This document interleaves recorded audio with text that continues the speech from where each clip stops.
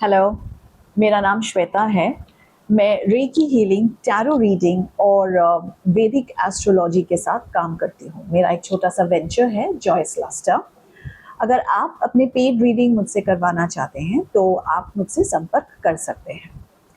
आज हम बात करेंगे इस वीडियो में एस्ट्रोलॉजी के दो बहुत ही प्रोफाउंड हाउसेस के बारे में, उनको थोड़ा समझेंगे।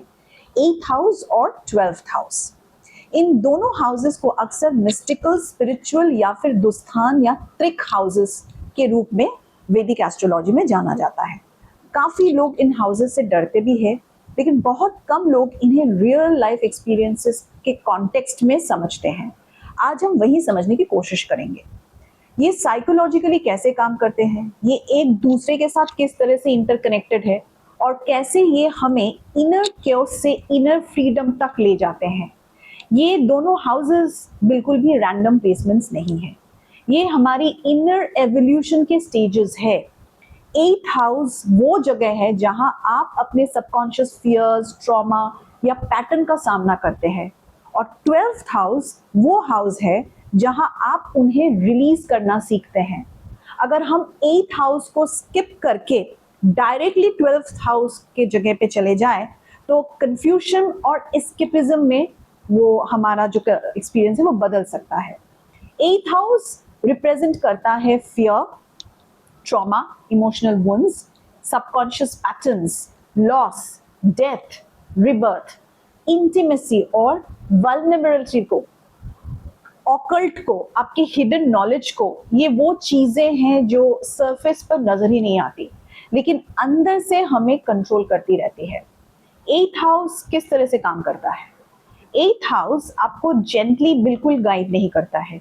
जब इसका एक्टिवेशन होता है, इसकी कोई दशा, महादशा, अंतरदशा में या कोई ट्रांजिट के दौरान, तो ये अवेयरनेस को फोर्स करता है।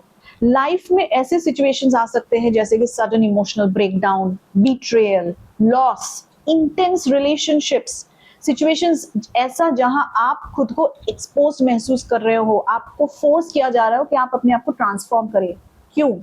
क्योंकि अंदर कुछ ऐसा है जो आपको बार बार कह रहा है कि आपको इस पे काम करना है, इसको एक्नॉलेज कीजिए। 8th हाउस सबकॉन्शियस को कॉन्शियस बनाता है। जो कुछ आपने सप्रेस किया हुआ है, हो सकता है ये लाइफ, हो सकता है प्रीवियस लाइफ, जिसे आप कभी देखना चाहते ही नहीं थे, 8th हाउस उसे सामने लाके देता है।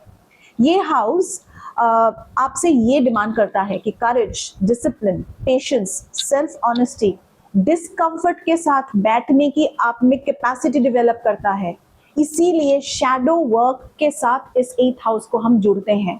हम पूछते हैं कि हम ऐसे क्यों रिएक्ट कर रहे हैं, मैं बार बार एक ही पैटर्न में क्यों घूमे जा रही हूँ, मैं असल में किस बात से डर रहा हूँ, और धीरे धीरे हम रूट कॉज को समझकर ट्रांसफॉर्मेशन के थ्रू जाते हैं। 8th हाउस अकेले काम नहीं करता है, इसे सपोर्ट मिलता है 6th हाउस से। 6th हाउस है आपके डेली डिसिप्लिन और हीलिंग रूटीन का हाउस। 10th हाउस से, जो कि आपके पर्पस, आपकी प्रैक्टिकल एप्लीकेशन का घर है। डिसिप्लिन के बिना ट्रांसफॉर्मेशन कभी सस्टेनेबल होता ही नहीं है, और पर्पस के बिना ट्रांसफॉर्मेशन मीनिंगलेस होती है। 12th हाउस है the space of surrender.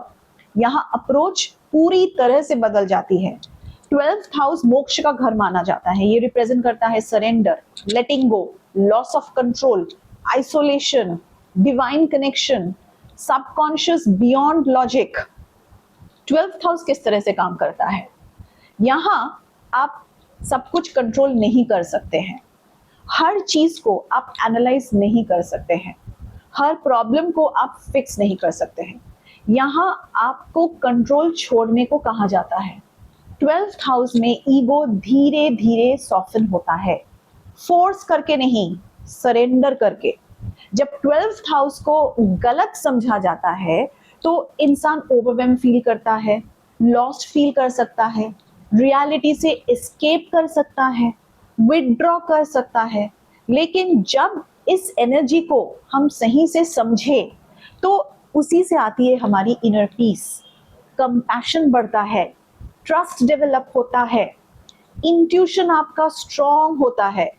8th और 12th हाउस का किस तरह से इंटरकनेक्शन है, अब इसको थोड़ा सा हम समझने की कोशिश करते हैं।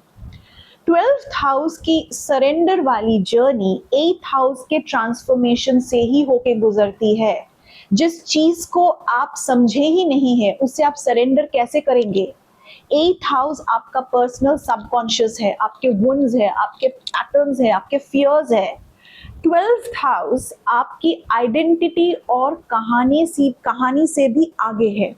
एक एग्जाम्पल से समझते हैं एंजाइटी को लेकर। जैसे मानिए 8th हाउस, यहाँ एंजाइटी की रूट को आप समझने की कोशिश करते हैं, पैटर्न्स यहाँ से देखते हैं, ट्रिगर्स क्या क्या है आपके वो समझा जाता है, डिस्कम्फर्ट के साथ आपको बैठना पड़ता है, ट्रांसफॉर्मेशन तभी होती है।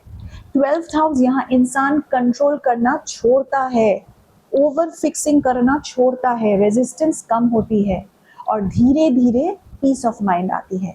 सब कुछ परफेक्ट होने की वजह से नहीं, बल्कि आप कुछ रेजिस्टेंस छोड़ रहे हैं इस वजह से।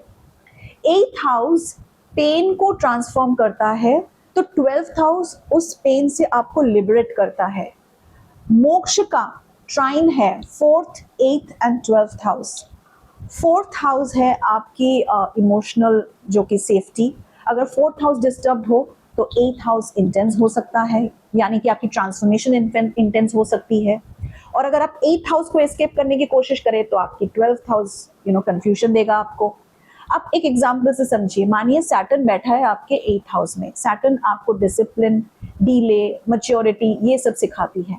जहां सैटर्न होता है वहां लाइफ सीरियस लेसन्स देते हैं। 8th हाउस में सैटर्न होने का मतलब आप अपने फियर्स से बच नहीं सकते हैं। पैटर्न्स रिपीट होंगे तब तक जब तक आप उनको नहीं समझने की कोशिश करेंगे। ट्रांसफॉर्मेशन होगा लेकिन स्लो होगा, लेकिन जब होगा तब परमानेंट होगा। सैटर्न कहता है अपने शैडो को आप बाईपास मत करो। इसकी हायर एक्सप्रेशन क्या है? Emotional maturity, ability to hold space for others. अब यही सैटर्न जाके अगर बैठ गया आपके 12th हाउस में, तो सैटर्न यहाँ आपको कंट्रोल छोड़ना सिखाता है। आप सब कुछ प्लान नहीं कर सकते, सब कुछ फिक्स नहीं कर सकते, सब कुछ पकड़ कर नहीं रख सकते।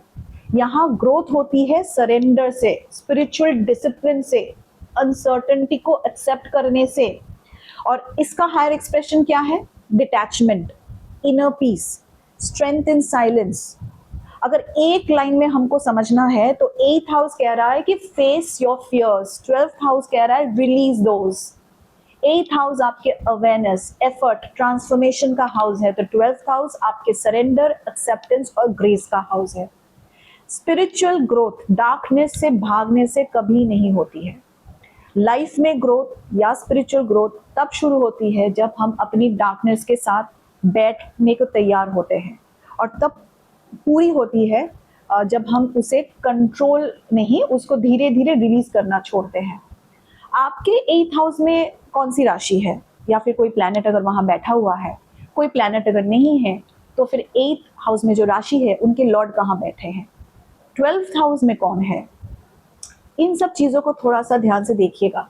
इन सब चीज़ों पे काम करने से ही लाइफ में ट्रांसफॉर्मेशन, लिबरेशन जो होती है, शांति या इनर पीस जिसको हम बोलते हैं, वो लाना मुमकिन होता है।